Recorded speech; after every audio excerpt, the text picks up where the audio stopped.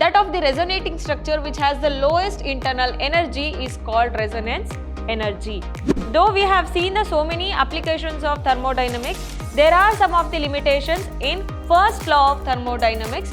Entropy is a state function, hence change in entropy depends only on the initial and final state of the system. Here it is essential to introduce a new thermodynamic function called entropy.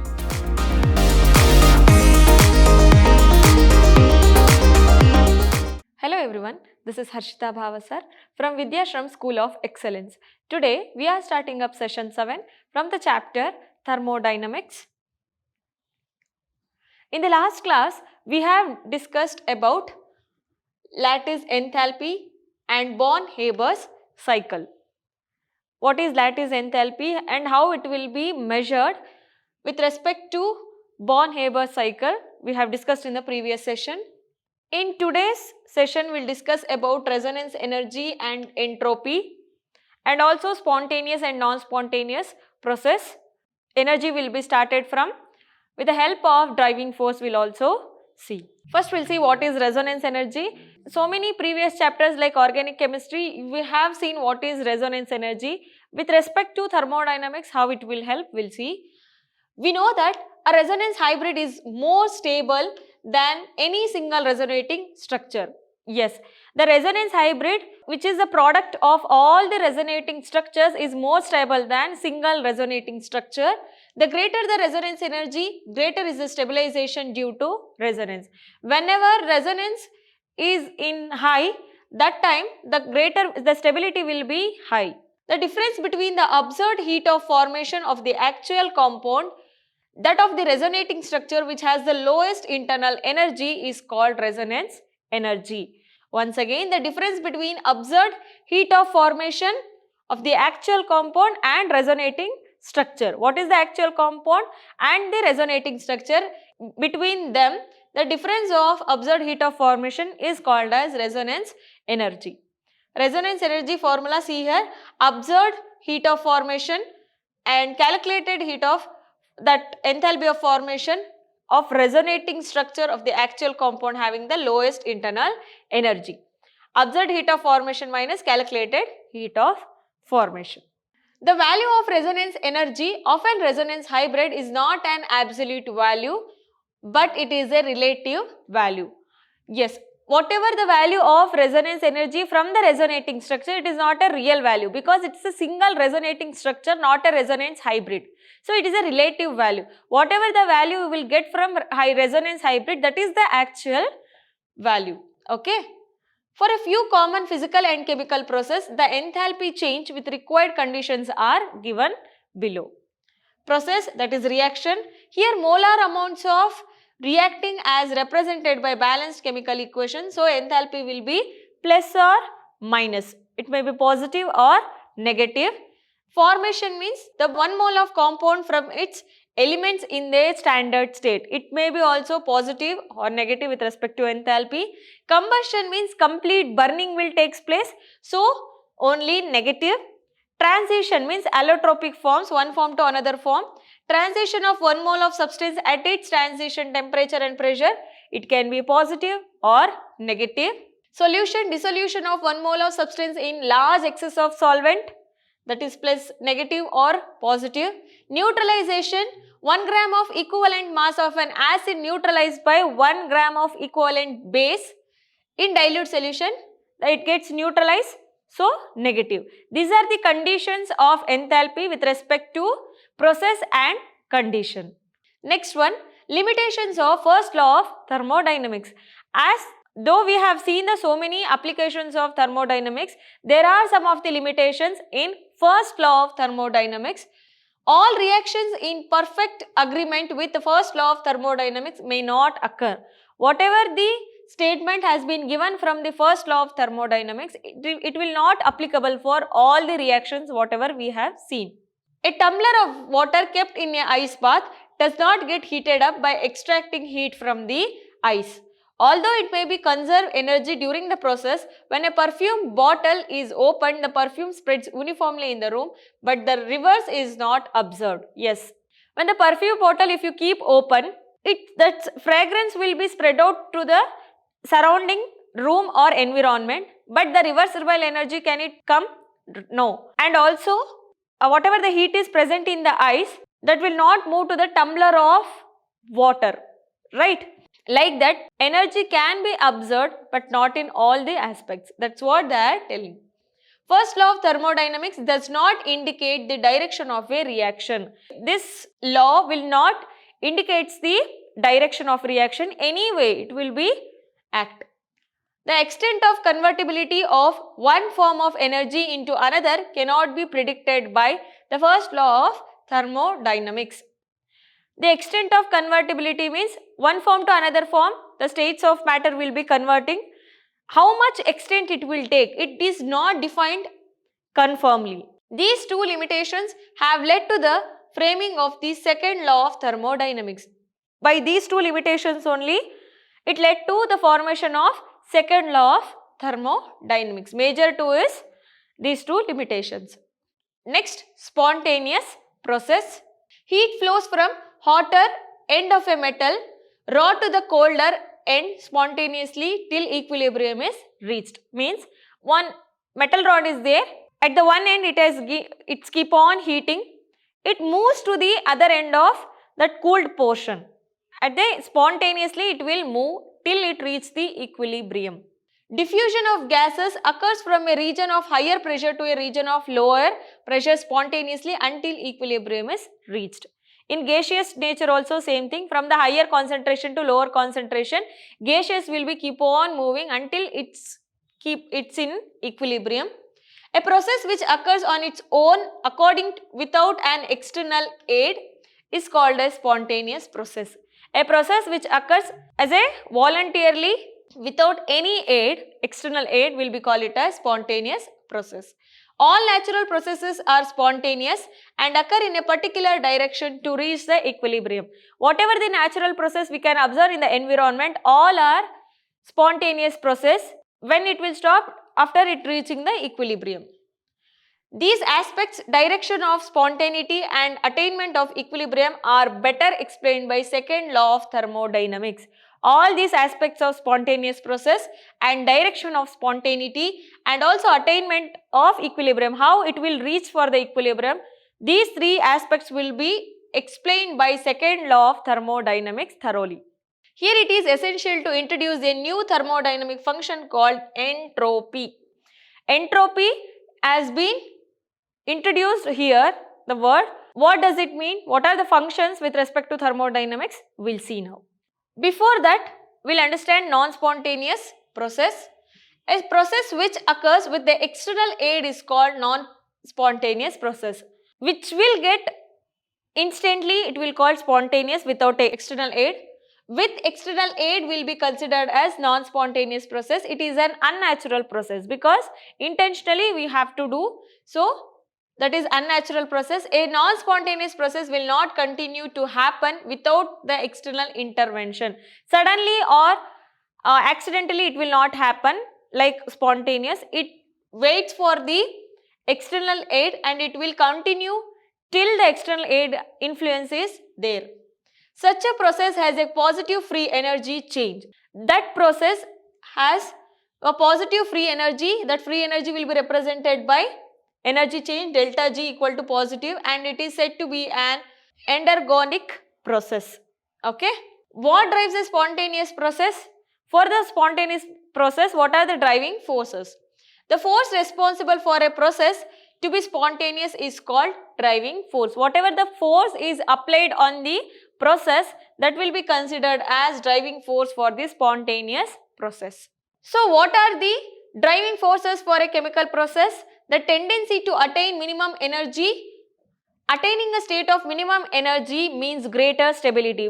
We know this statement from the day one, that is, with the minimum energy, greater stability should attain for the stabilized chemical reaction. There are several processes that attain minimum energy, for example, exothermic reactions, but is liberation of energy in a process the only driving force of a chemical process?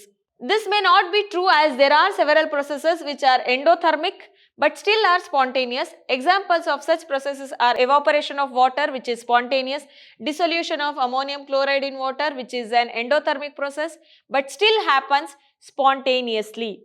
Means what they are telling, there are so many or several processes that attain minimum energy. For example, exothermic or endothermic. In exothermic, the liberation of energy in a process only driving force of a chemical process. But always it is not true.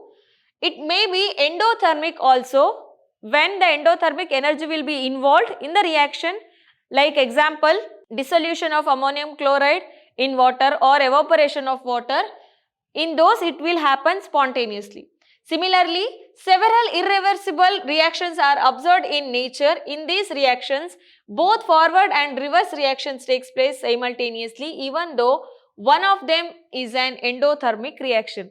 There are so many other reactions also there. Simultaneously endothermic or exothermic reactions will take place, and also both forward and reversible also takes place.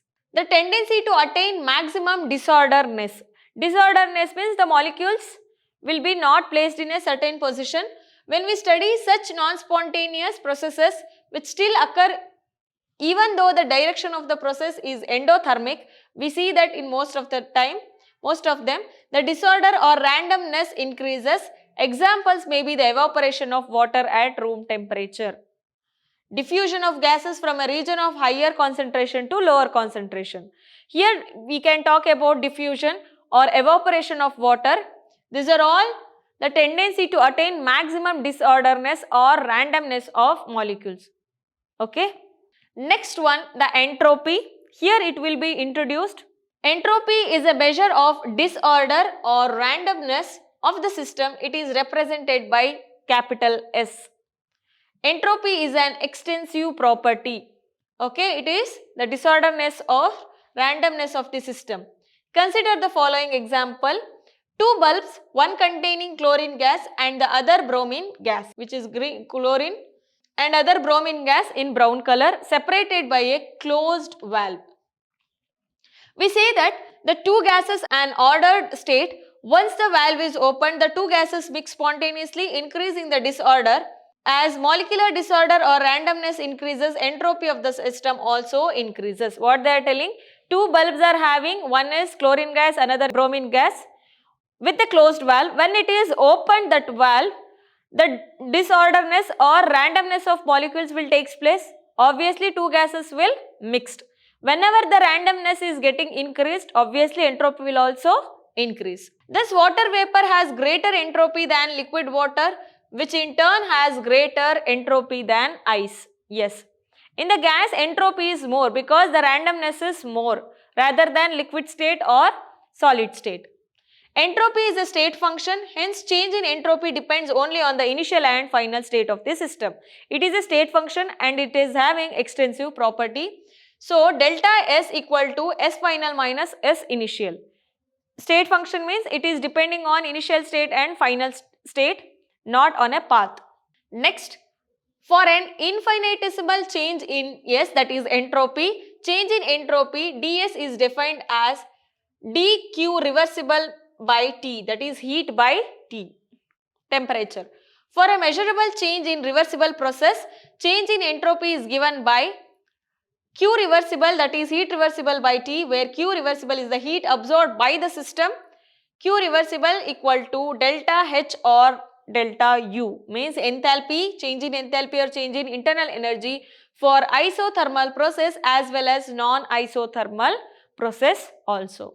Next, energy of the universe is conserved, but the entropy always increases in a natural process. Energy of the universe is conserved, we know that, but entropy always increases in the process. Significance of the statement: whenever change in entropy of universe is greater than 0 for a spontaneous process, when the delta S universe total is equal to system entropy of system and entropy of surrounding. In an isolated system for a spontaneous process, delta S, that is entropy of system, is greater than 0. The entropy of a system increases up to equilibrium state and attains a maximum value. Therefore, a reversible process at equilibrium, that is delta S equal to 0.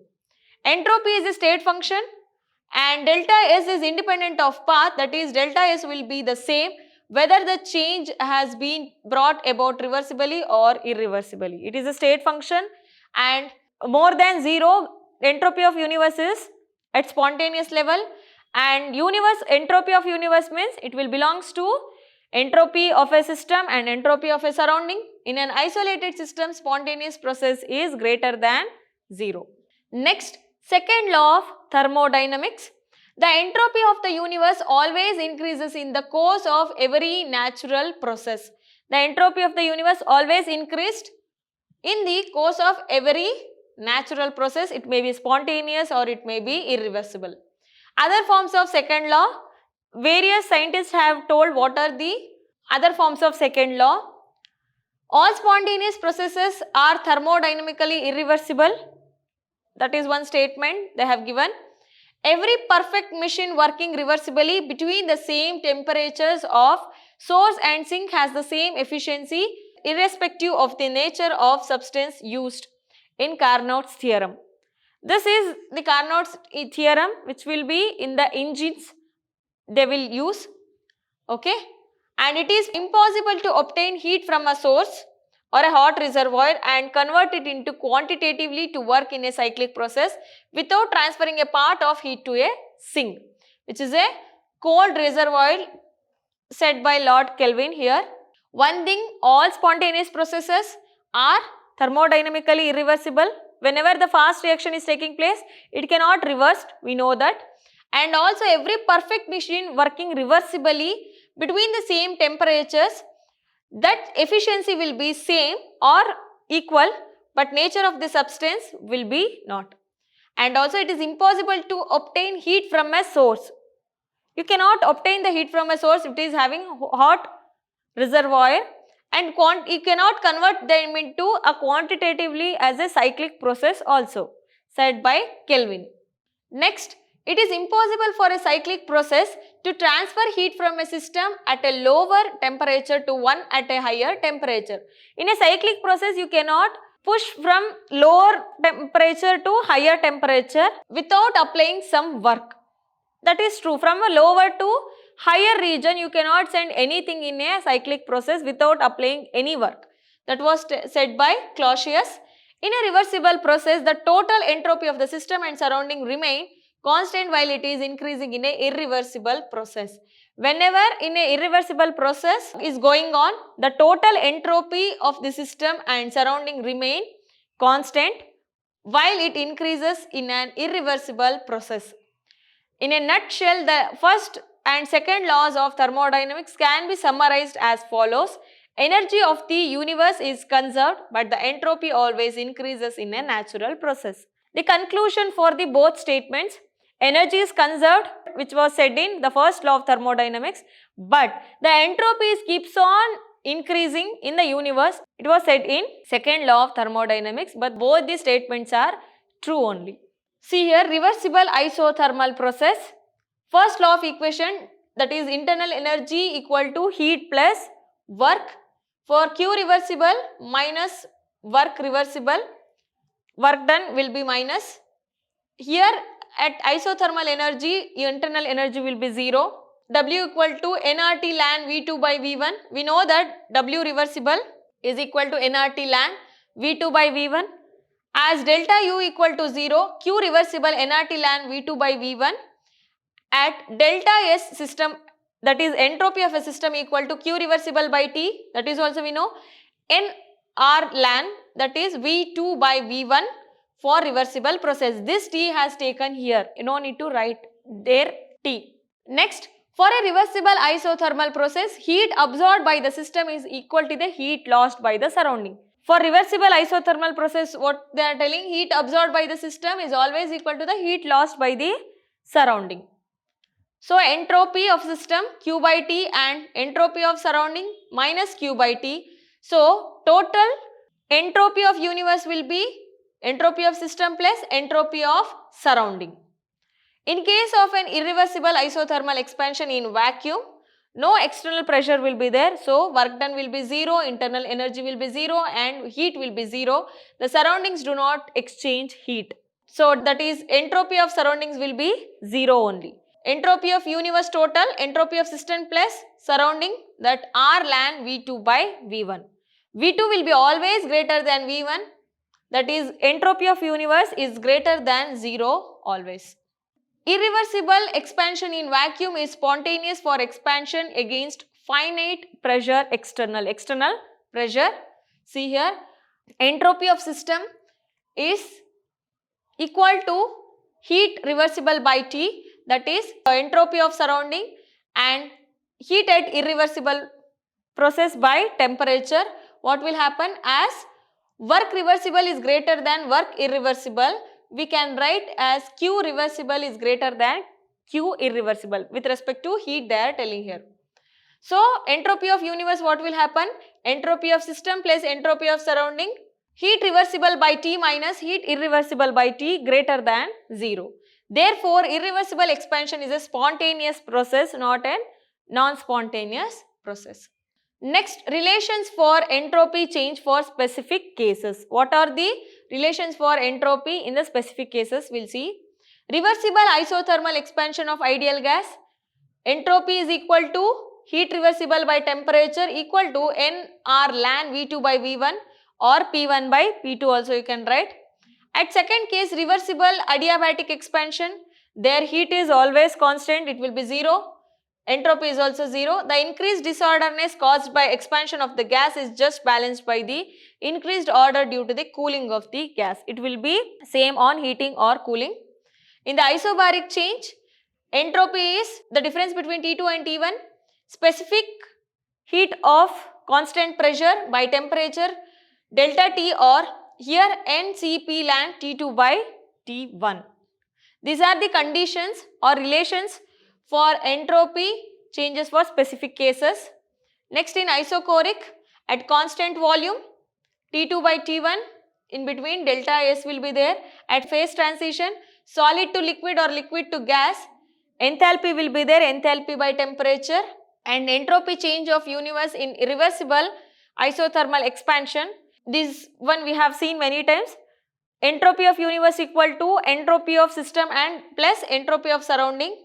Both if you write, it will be equal to 0. Note, the entropy change of the universe is 0, but the entropy change of system is positive. Overall, entropy of universe is 0, yes, but in the system it is positive always. Entropy change of universe in irreversible isothermal expansion, what will happen? Free expansion into vacuum. So, you have to use delta U equal to Q plus W. What will happen? V2 by V1 here. Delta U is also 0, Q is also 0, work done is also 0. So, it will be positive in the universe. V2 by V1 is greater than, if it is V2 by V1 is there more than 1 or V2 greater than V1, it will be having definite value. In an irreversible process, entropy always increases, therefore the entropy of the universe tends to maximum disorderness. Next, third law of thermodynamics. Unlike assigning relative values to energy and enthalpy with respect to the chosen standard, the absolute value of entropy can be calculated using the third law of thermodynamics. Here what they are telling, the relative values should be assigned for energy or enthalpy. Till it has been assigned, the absolute value of entropy can be calculated using third law of thermodynamics. The entropy of all perfect crystallization substance is 0 at absolute 0. At absolute 0, the perfect crystalline substances will be, which is having entropy is always 0. Next, enthalpy and entropy as criteria for spontaneity. Enthalpy change during a reaction could be positive or negative for a spontaneous reaction. For a spontaneous reaction, delta H or delta S, it can be positive or negative. Hence, the sign of enthalpy cannot be predicted by the spontaneity. Entropy change in the universe is positive for a spontaneous process. So, what will happen? Delta S universe, entropy of surrounding and entropy of system, what they are telling? Entropy change in the universe is positive. Entropy of system can be positive or negative depending on increase in randomness or decrease in randomness. As entropy of surrounding cannot be determined easily, entropy of system is not suitable criterion for predicting spontaneity. We cannot find out or we cannot determine the spontaneity of surrounding. So obviously the entropy of system is not a criterion for the spontaneity. Therefore, enthalpy alone or entropy alone cannot predict spontaneity. This situation paves way for the introduction of another thermodynamic function called free energy. Individually enthalpy or individually entropy cannot be determined. So there is another term we'll introduce, that is called free energy. We'll call it as Gibbs free energy also. Free energy of a system is a measure of capacity of a system to do useful work. To do useful work, free energy of a system will be measured. It is represented by G, measured in calorie or joules. It is also called as Gibbs free energy function or simply Gibbs free energy. Free energy of a system is defined as the maximum amount of energy available in a system during a process to do useful work. Whenever the work has to be done, within the system some energy will be remained to do the useful work. That energy will be used, call it as free energy or Gibbs free energy. It is related to enthalpy, entropy and absolute temperature. So G equal to delta H minus T into S.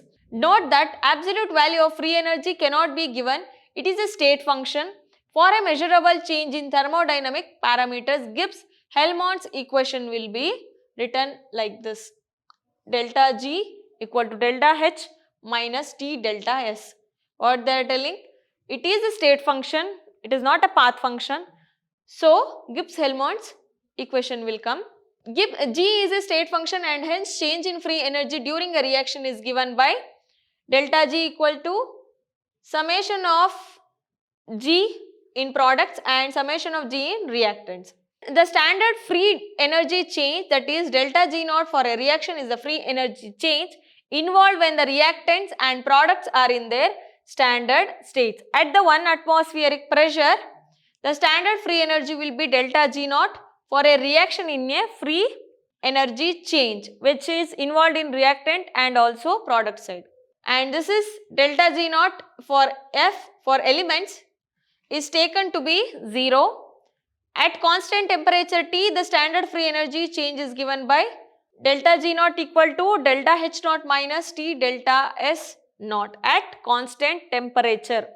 Next, significance of free energy. Consider the equation G equal to H minus Ts. Free energy, enthalpy, temperature, entropy. But H equal to U plus PV, we know that G equal to U plus PV minus Ts. For this one, H will be U plus PV minus Ts, that they have written here.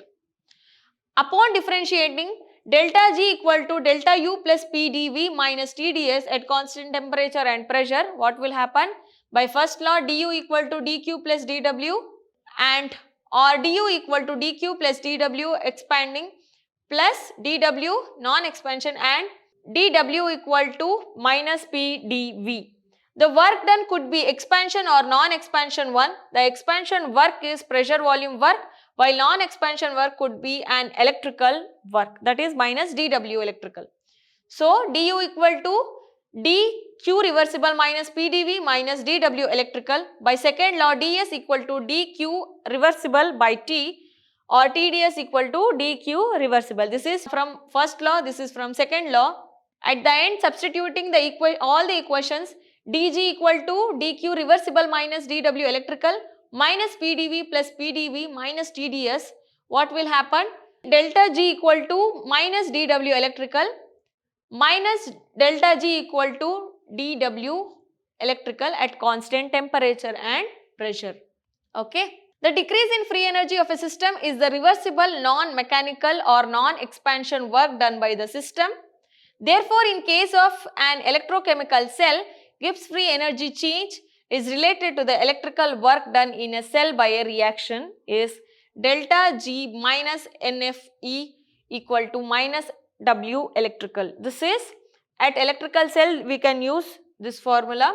If the reactants and the products are in their standard state, that is at 298 Kelvin and at 1 atmospheric pressure, then delta G naught equal to minus NFE naught. Free energy and spontaneity, consider the equation delta G equal to du plus PdV minus TdS at constant temperature and pressure. First law, we know this one, or dq equal to du plus PdV, the interchanging. At second law, ds equal to dq reversible by t. Equation 4 becomes dg equal to dq minus dq reversible. For a reversible process, dq is equal to dq reversible and dg equal to 0 in equilibrium. For an irreversible, dq is lesser than dq reversible and dg is lesser than 0 at spontaneous. These are all the cases. Delta G is negative means reaction is spontaneous. Delta G is positive means reaction is non-spontaneous. Delta G is 0 means reaction is in equilibrium. What all the things we have learnt, more than that these cases are important. Once again, free energy is negative means reaction is very much spontaneous. Positive means non-spontaneous. It is equal to 0 means it is in equilibrium. So in cases A and B, the reaction is considered only in forward direction only, not in backward direction. At equilibrium, delta G equal to delta H minus T delta S. If it is 0, delta H minus T delta S. So T is taken here outside at the LHS side, delta H by delta S, that is enthalpy by entropy. Conditions for spontaneity: if delta H is negative, entropy is positive, the overall will be negative. Spontaneous at all temperatures, that is example burning of fuel. Enthalpy negative, entropy negative, negative at lower temperature, positive at higher temperature, it is spontaneous and it is non-spontaneous. N2, formation of ammonia and freezing of water. Both are positive means one side positive at low temperature, negative at higher temperature, spontaneous, non-spontaneous and spontaneous. For melting of ice and calcium carbonate decomposes for calcium oxide and carbon dioxide. Enthalpy is positive, entropy is negative, both are positive. Non-spontaneous at all temperatures, that is oxygen giving to 3 ozone molecule. Gibbs energy change and equilibrium. Gibbs energy is related to equilibrium at constant as follows. This is Gibbs free energy minus RT ln K, or energy, that Gibbs free energy equal to minus 2.303 RT log K. We are converting to ln from log. This completes your thermodynamic chapter. We have seen the first law, second law and third law with the terminologies of thermodynamics with so many derivations. So I hope you have understood completely what I have taught today and the previous sessions. Thank you. We'll meet in the next chapter.